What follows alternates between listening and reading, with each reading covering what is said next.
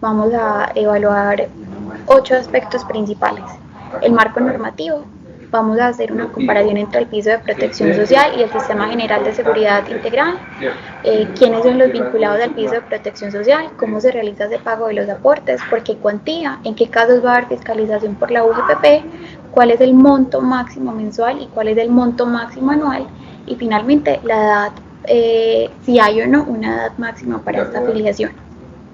Entonces, respecto al marco normativo, este piso de protección social se incorpora en el Plan Nacional de Desarrollo en el artículo 193, o sea, es una disposición legislativa, no vía decreto. Les voy a leer el artículo 193. Las personas que tengan una relación contractual laboral o por prestación de servicios, se pueden ambas modalidades, que por ese tiempo parcial reciban un ingreso mensual inferior a un salario mínimo legal mensual vigente, deberán vincularse al piso de protección social. Entonces, el piso se crea desde este plan nacional y va a ser este decreto 1174 de 2020 quien va a reglamentar cómo va a operar ese piso de protección social.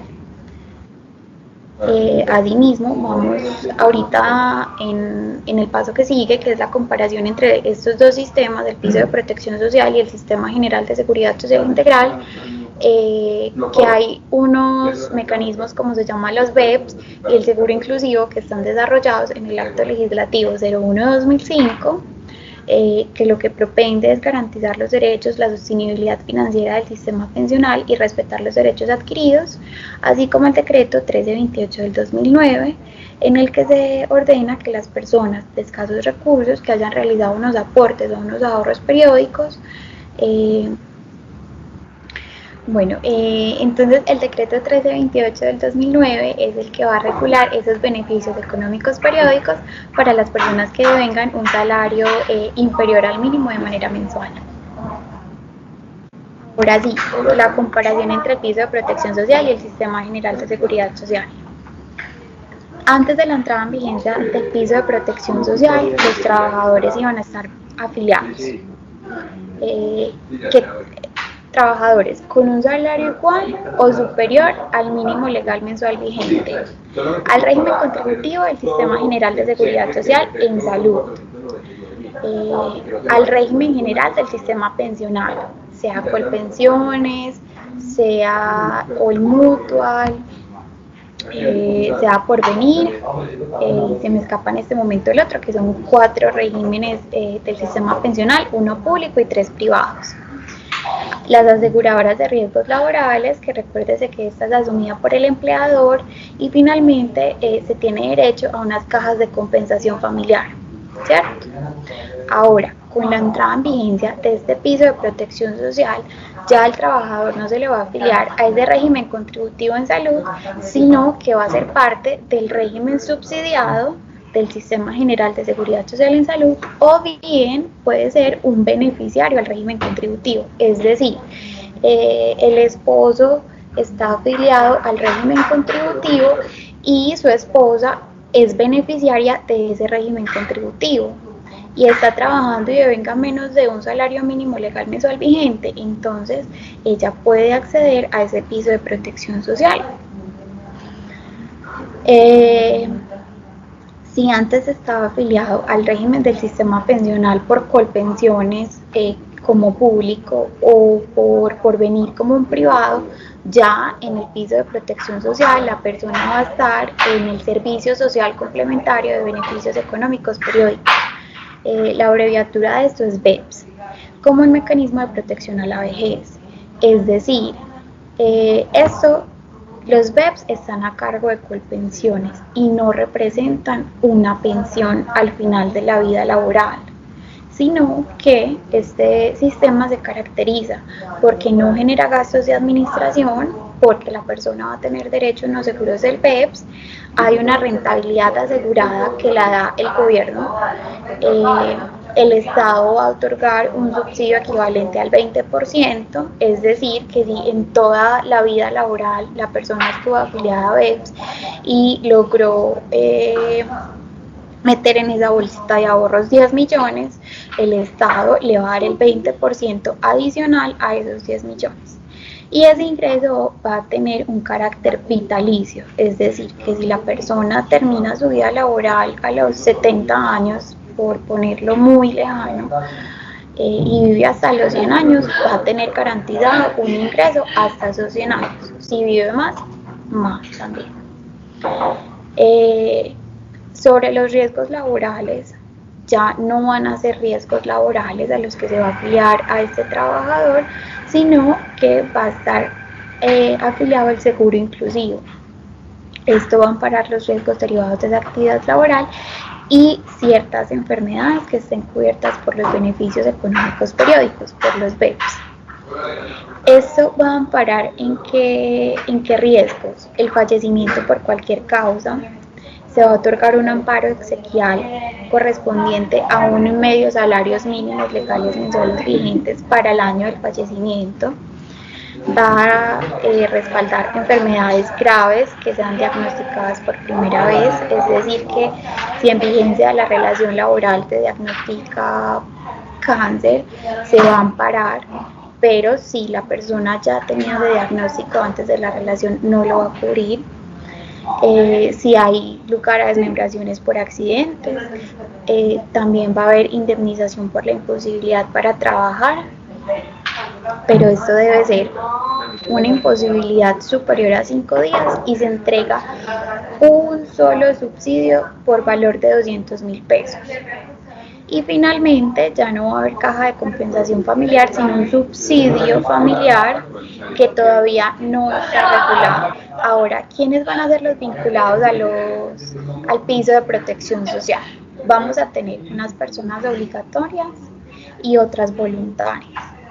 Entre las obligatorias van a ser las personas con uno o varios vínculos laborales de tiempo parcial, las personas que tengan contratos de prestación de servicios, uno o varios, o las personas que tengan varios vínculos laborales y varios por prestación de servicios, pero que en todo caso ese ingreso mensual sea inferior al salario mínimo legal mensual vigente, que para el año 2021 estamos en 908.000 pesos aproximadamente.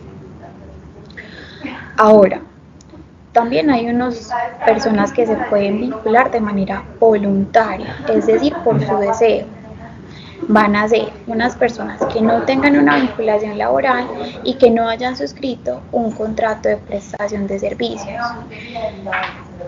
El artículo nos da algunas opciones, por ejemplo, de las personas que son productoras del sector agropecuario y no tienen la capacidad para cubrir el monto total de la cotización al Sistema General de Seguridad Social. Entonces van a entrar, se les abre la puerta en el piso de protección social.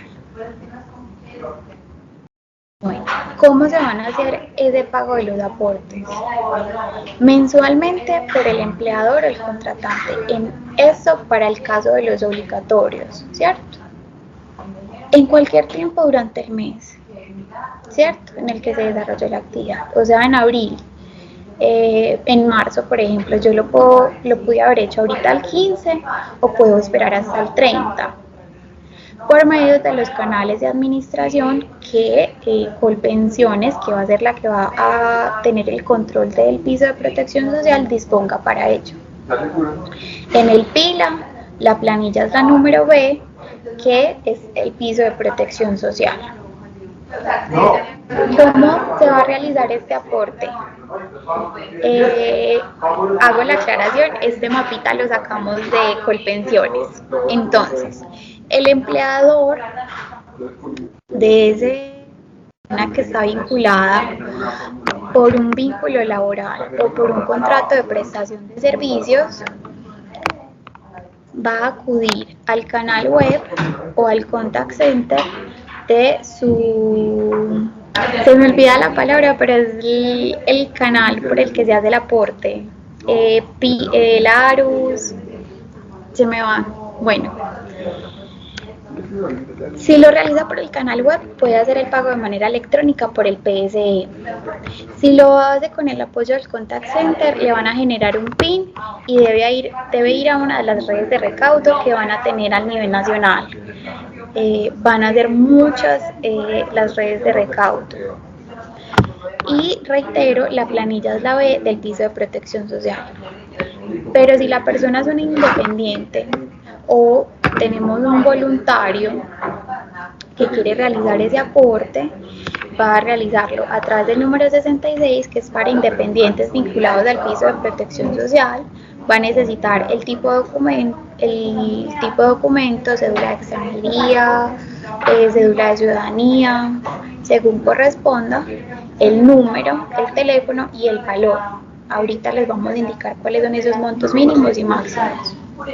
Puede realizarlo por el canal web y pagando por PSE, por el Contact Center y le van a generar un PIN. O si no tiene acceso al Contact Center o al canal web, lo va a hacer de manera presencial yendo a esas redes de recaudo que van a estar a nivel nacional. Quiero resaltar que el piso de protección social empezó a operar desde el 1 de febrero. Entonces ya todo este sistema se encuentra montado y ya está disponible.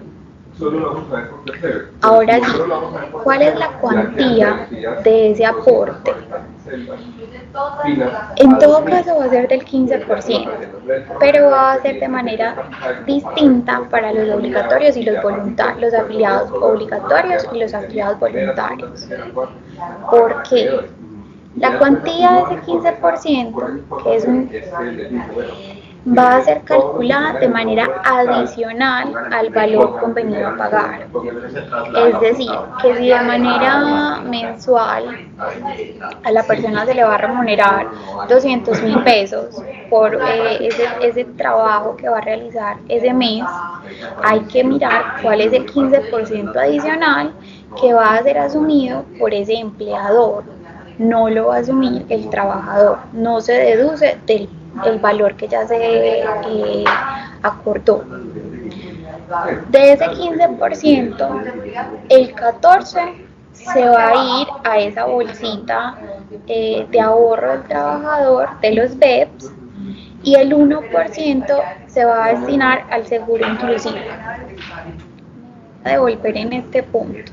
Entonces, ese 15%, de ese 15% lo vamos a dividir al sistema pensional, que vendría siendo el servicio social complementario. Aquí se va a ir ese 14%, pero al seguro inclusivo, que ampara los riesgos, vamos a destinar el 1%. Ahora, para el caso de las personas que están vinculadas de manera voluntaria, como no hay un empleador, ese 15% va a ser responsabilidad de ellos. En esa medida, esta persona que se va a vincular de manera voluntaria, vuelvo al ejemplo de una persona que se dedica en el sector agropecuario, va a decir, mis ingresos mensuales fueron de 300.000 pesos, entonces el 15% corresponde a X valor, eso es lo que yo voy a entregar al piso de protección social. Creo que Ana ya está por aquí. Sí, hola María, buenos días para todos. Qué pena que tuve un inconveniente y no me había podido conectar. Pero entonces intervengo ya en el momento en el que están, que veo que ya han avanzado bastante con este tema, para contarles de las fiscalizaciones que va a realizar la UGPP sobre el tema del piso de protección social. Como este tema se puede prestar tan fácilmente para fraudes, porque digamos que va a existir, al menos en teoría, un ahorro por parte de los empleadores y eventualmente de las personas que son contratistas, respecto al pago de aportes a seguridad social. La UGPP va a tener una fiscalización importante en estos temas y eso viene establecido desde el decreto que reguló todo el tema del piso de protección social.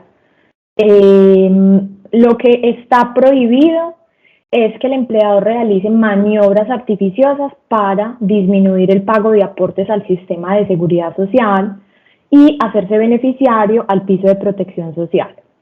Entonces, sobre este tema, digamos que las preguntas válidas o lo que nosotros podríamos cuestionarnos es, si yo en la actualidad ya tengo un empleado que devenga menos de un salario mínimo, porque trabaja, por ejemplo, medio tiempo, yo podría entonces, sabiendo que ya le he venido cotizando con un salario mínimo, cambiar en ese momento, ya que la ley me permite, al piso de protección social.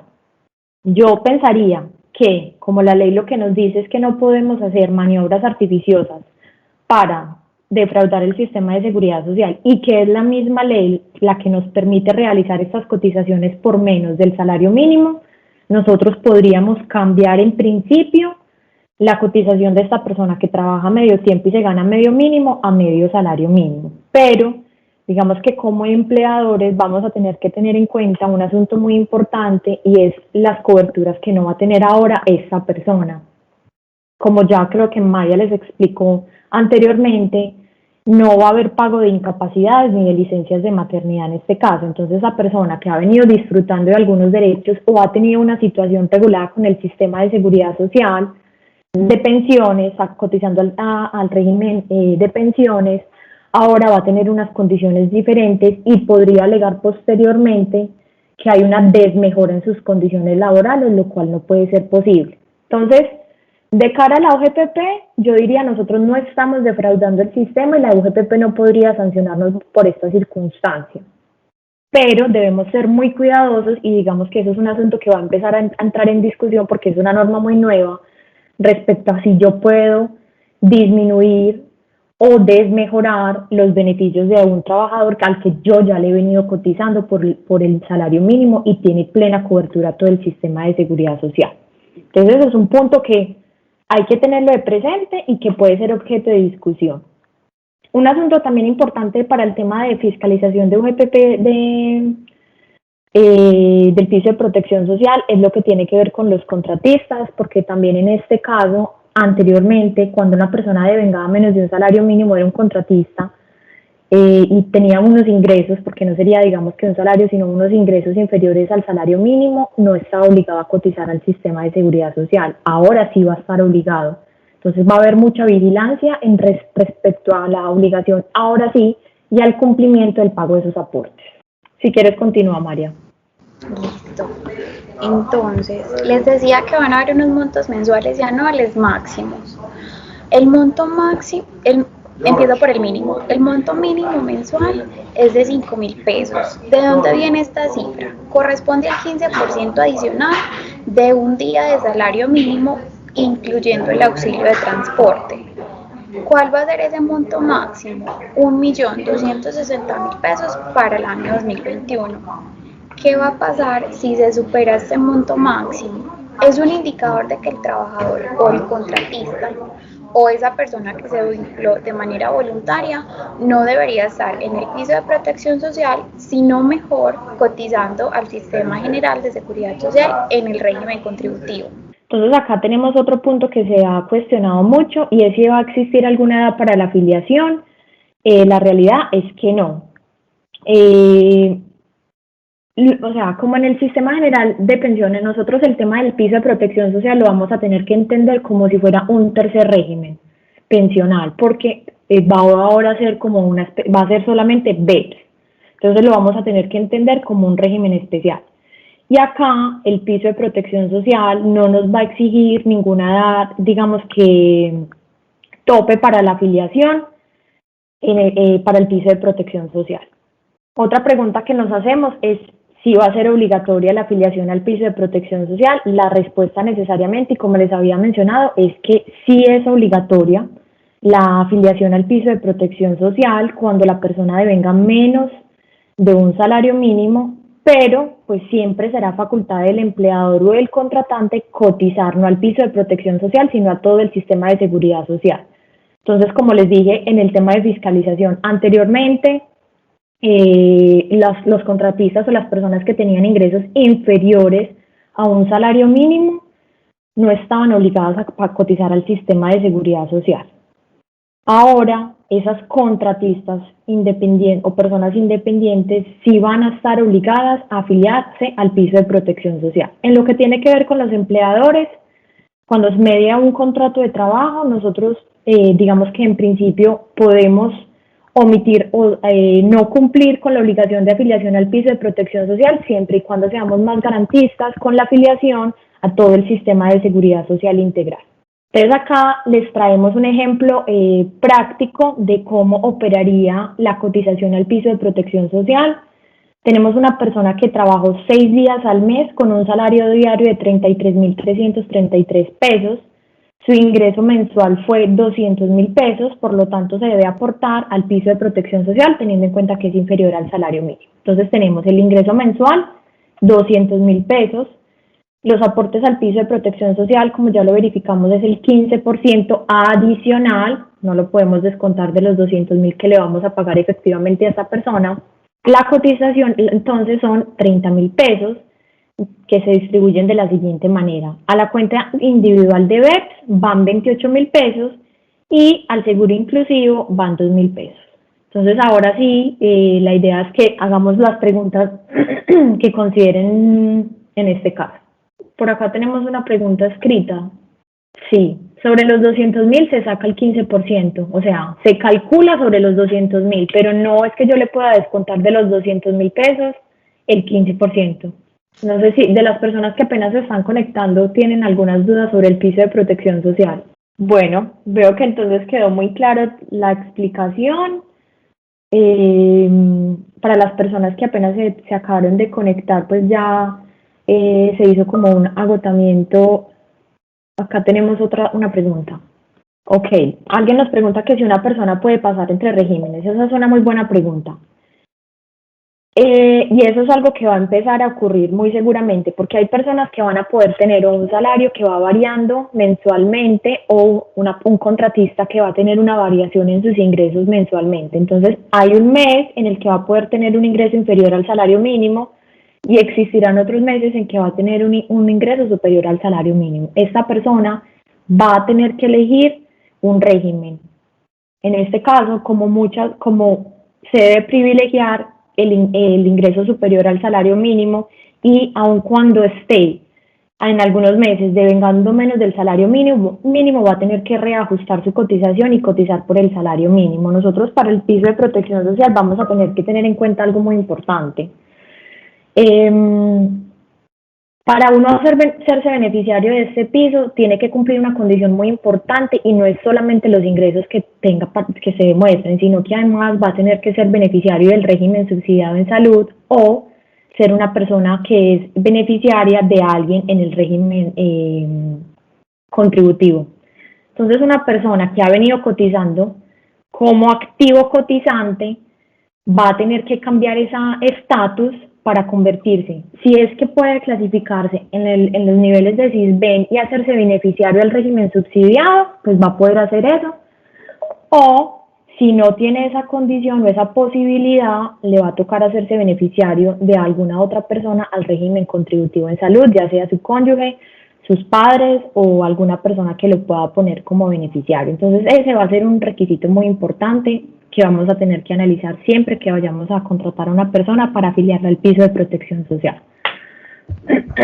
Entonces, una persona, como les digo, que ya se encuentre cotizando al régimen contributivo en salud, difícilmente va a poder ingresar al piso de protección social y en esa medida vamos a tener que seguir cotizando siempre por el salario mínimo, salvo que exista un cambio sustancial en sus condiciones y pueda cumplir con la condición de ser beneficiario en salud o de pertenecer al régimen subsidiado en salud. En ese caso, digamos que esa persona tendría que igual mantener esa posición durante un tiempo porque va a ser, digamos que, difícil estarse moviendo entre un régimen y el otro, no porque esté prohibido, sino por todas las cargas administrativas que implica moverse de un régimen a otro.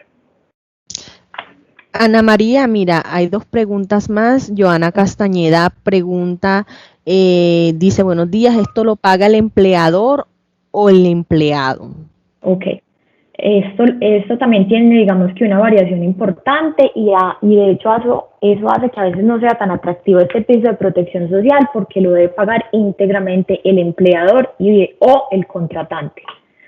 Entonces, mira que antes pues los contratistas independientes generalmente han tenido que pagar su seguridad social y acá existe un cambio y es que si la persona pertenece al piso de protección social, el contratante debe pagar íntegramente su cotización y existe norma expresa que nos es que nos prohíbe descontar este dinero. Entonces acá la carga es íntegramente del contratante y del empleador. Otra pregunta, Erika Henao dice, cuando la persona tiene un salario como dependiente y tiene ingresos extras que son inferiores a un salario mínimo, ¿debe también estar en PPD? Ok, entonces nosotros acá en el piso de protección social debemos de mirar siempre cuáles son los ingresos totales de la persona. Si los ingresos totales siguen siendo inferiores al piso de protección social, nosotros vamos a poder pertenecer, pero si por alguna razón eso supera el valor del salario mínimo, vamos a tener que cotizar al régimen general de seguridad social. Y como les decía, como es tan difícil moverse entre un sistema y otro, la persona, aunque en algunas ocasiones tenga ingresos inferiores al salario mínimo, va a tener que mantener su cotización a todo el sistema de seguridad social general. Por ejemplo, para el caso de los empleadores, yo creo que no es atractivo el piso de protección social, primero porque la cotización la va a pagar al 100% el empleador, y segundo por la ausencia de cobertura en muchos temas que son críticos en los temas laborales. El hecho de que el piso de protección social no nos dé una cobertura en pago de incapacidades o de licencia de maternidad no quiere decir que la obligación del empleador va a desaparecer de pagar esas incapacidades o esas licencias. Lo que actualmente nos consagra la ley laboral es que esas cargas están en cabeza del empleador y el empleador subroga esa obligación en un tercero, que son las EPS, por ejemplo, o el sistema pensional para temas de riesgos pensionales. Pero la obligación, si nosotros la miramos de base, la obligación es del empleador. Entonces yo creo que con el tema del piso de protección social, lo que va a ocurrir es que hay una ausencia de regulación de este tema y digamos que el decreto no es expreso en señalar que es que esas cargas de todas maneras van a seguir existiendo en cabeza de los empleadores. La norma simplemente dice, estas son las coberturas del piso de protección social, esto es lo que hay que pagar y guarda silencio. Pero si tú vas al código sustantivo, tú te fijas, obligaciones del empleador y ahí está, pagar las licencias de maternidad cuando la persona, una mujer tenga un hijo en estas y en estas condiciones. Entonces yo creo que el empleador va a empezar a asumir unos riesgos tan grandes cotizando al piso de protección social que no va a ser ni 5 de atractivo afiliar a una persona de estos. Yo creo que esto va a ser más que todo aplicable y beneficioso para las personas que son contratistas independientes, pero para el empleador considero que es una carga o es asumir un riesgo que puede que no valga la pena si miramos en realidad cuánto me vale cotizar a todo el sistema de seguridad social versus lo que me vale cotizar al piso de protección social, para que lo tengan en cuenta. Igual les reitero, es un asunto que entró en vigencia apenas en febrero, que apenas está en discusión, apenas vamos a empezar a ver cómo va a operar la norma, pero sí me anticipo a que la ley colombiana y los jueces son muy proteccionistas de los trabajadores y en ninguna medida esto va a poder afectar los beneficios de los trabajadores, y no creo que una mujer que, por ejemplo, tenga un hijo y que se pertenezca al piso de protección social se vaya a quedar sin la protección correspondiente de su licencia de maternidad. Ok, Ana María. Karina Tres Palacios dice, buen día, una empleada del servicio doméstico por días deberá estar en el BETS. Exacto, ok. ¿Qué pasa con los empleados de servicios por días? No sé si ustedes recuerdan que nosotros tuvimos una regulación de los empleados y que se entendió en su momento que era solamente para empleadas de servicio doméstico, aunque no lo era solo para ellas, pero era el caso en el que más aplicaba. Las empleadas de servicio doméstico tienen, digamos que esa regulación especial de cotización por días, que es una cotización diferente al piso de protección social. El piso de protección social no se manifestó respecto a esa cotización que ya existía por días, no la eliminó. Pero en la práctica parece que esa regulación ya no va a tener más aplicación y en esa medida una persona empleada del servicio que trabaja por días va a tener que pertenecer entonces al piso de protección social si gana menos de un salario mínimo. Y les reitero, si el empleador no quiere correr ningún tipo de riesgos, lo mejor es que le cotice a todo el sistema de seguridad social por el salario mínimo completo. Bueno, Ana María, creo que esto ya lo habíamos respondido, pero acá nos preguntan, ¿los que tienen contrato como independiente, ellos asumen el valor a pagar? Así es. No, los que tienen contratos como independientes, si tienen un contrato de prestación de servicios y es un contratante, el valor lo debe pagar el contratante, no se lo puede cobrar al contratista. Si se trata de un independiente porque realiza alguna actividad liberal, por así decirlo, pues un abogado que se está ganando menos de un salario mínimo, pues obviamente en ese caso sí tendrá que correr por su cuenta el valor del aporte al piso de protección social. Así es. Igual les quiero contar, esta norma, digamos que ha tenido muchos enemigos. Es una norma que de hecho la han catalogado como una reforma laboral. Y actualmente están cursando algunas demandas en la Corte Constitucional para que sea declarada su inconstitucionalidad, precisamente porque algunos consideran que viola los derechos a la igualdad de un trabajador. O sea, lo que se están preguntando es, ¿por qué un trabajador que se gana 25 salarios mínimos tiene los mismos beneficios, pero en beneficios son los mismos, tienen igual acceso a todo el sistema de seguridad social, les pagan incapacidades médicas, pagan licencias, están acumulando semanas ambos, cada uno con su IBC, digamos el de 25 salarios mínimos como el de un salario mínimo, tienen digamos que los mismos beneficios estas dos personas? ¿Por qué el que gana menos de un salario mínimo va a tener menos beneficios que el resto de las personas, sabiendo que ambos son empleados y están realizando una actividad lucrativa en beneficio de un tercero, ¿cierto?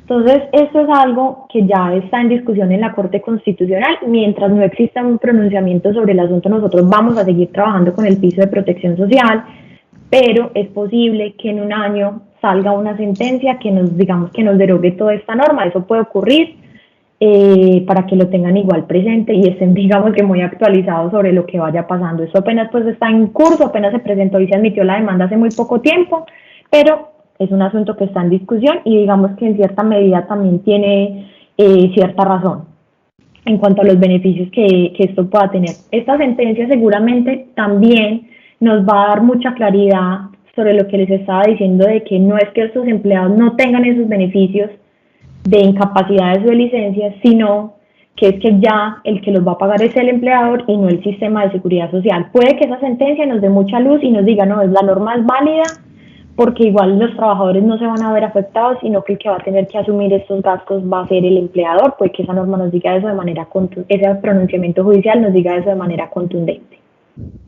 Bueno, muchas gracias, Ana María.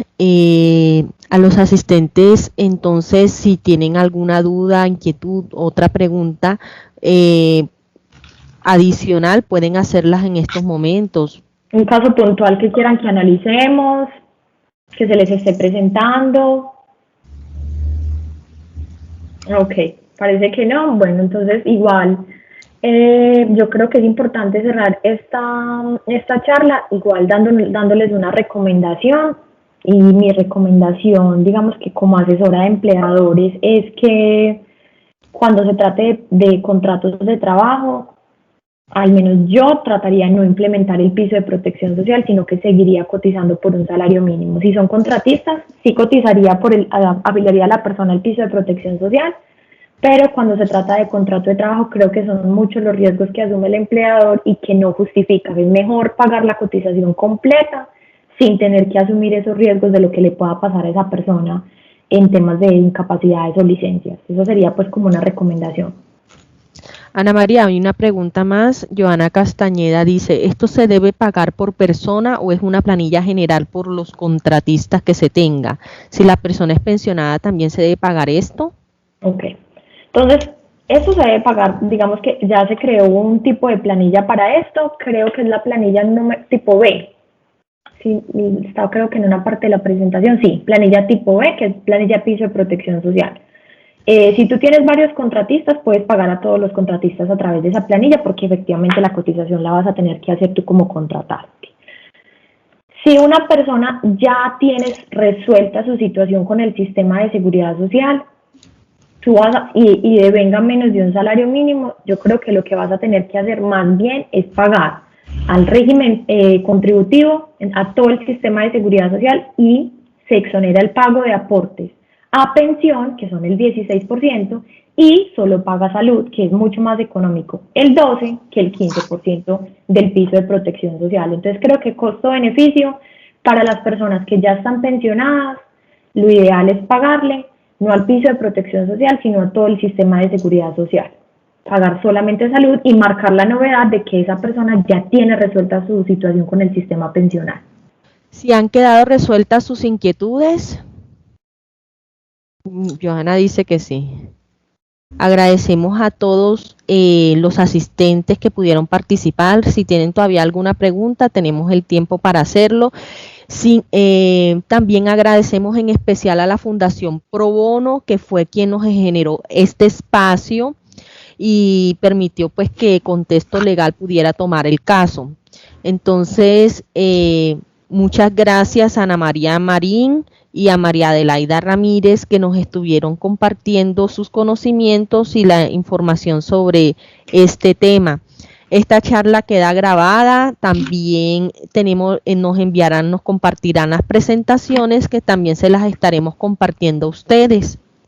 Y sin más, pues muchas gracias por su asistencia y por su participación. Muchas gracias a todos. Hasta luego, feliz día. Feliz día.